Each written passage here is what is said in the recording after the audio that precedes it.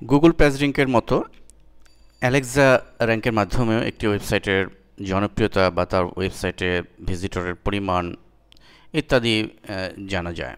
তবে ডিফারেন্স হচ্ছে যে গুগল পেজ র্যাঙ্কে যেমন যার পেজ র্যাঙ্ক বেশি হবে তার সেই সাইটটি তত উন্নত মানের বা সেই তত মানসম্মত সাইট বলে বিবেচিত হবে।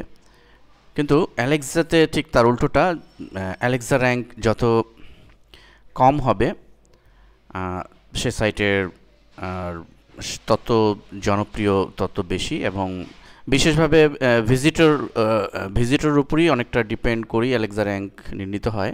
অর্থাৎ একটি সাইটে যত বেশি ভিজিটর বেশি ঢুকবে ঠিক সেই আনুপাতিক হারে অ্যালেক্সা নির্ণয় করা হয়।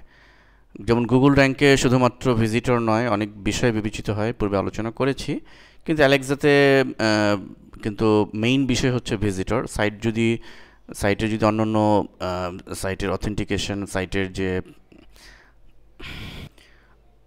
ব্যাকলিঙ্ক যদি কমও থাকে, কিন্তু ভিজিটর যদি প্রচুর ভিজিটর ঢুকে একটি সাইটে, তাহলে ধীরে ধীরে অ্যালেক্সা কমতে থাকে। তো অ্যালেক্সা আমরা এটি একটু যাচাই করব। অ্যালেক্সা র্যাঙ্ক কীভাবে আমরা যাচাই করতে পারি সেটি এখন প্র্যাকটিক্যালি দেখব। আমরা এই সাইটে ঢুকেছি alexa.com, আপনারা দেখে নিতে পারেন www.alexa.com, alexa.com। তো এই সাইটে আমরা ঢুকেছি এবং এই সাইটে দেখুন সার্চ অ্যালেক্সা। আমরা যদি সাপোজ facebook.com যে সাইটটি রয়েছে, এই সাইটটির অ্যালেক্সা র্যাঙ্ক কত, আমাদের অনেকেই ফেসবুকে আমরা সোশ্যাল নেটওয়ার্কিং করি, কিন্তু আমরা কিন্তু জানি না যে আসলে এটির অ্যালেক্সা বা পেজ র্যাঙ্ক কত।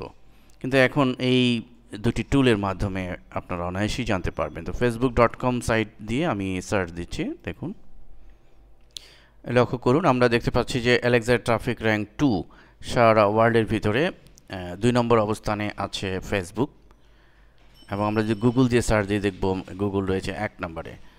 অর্থাৎ গুগলের পরেই ফেসবুকে ভিজিটর বিলিয়ন বিলিয়ন ভিজিটর ঢুকছে, আমরা সবাই জানি।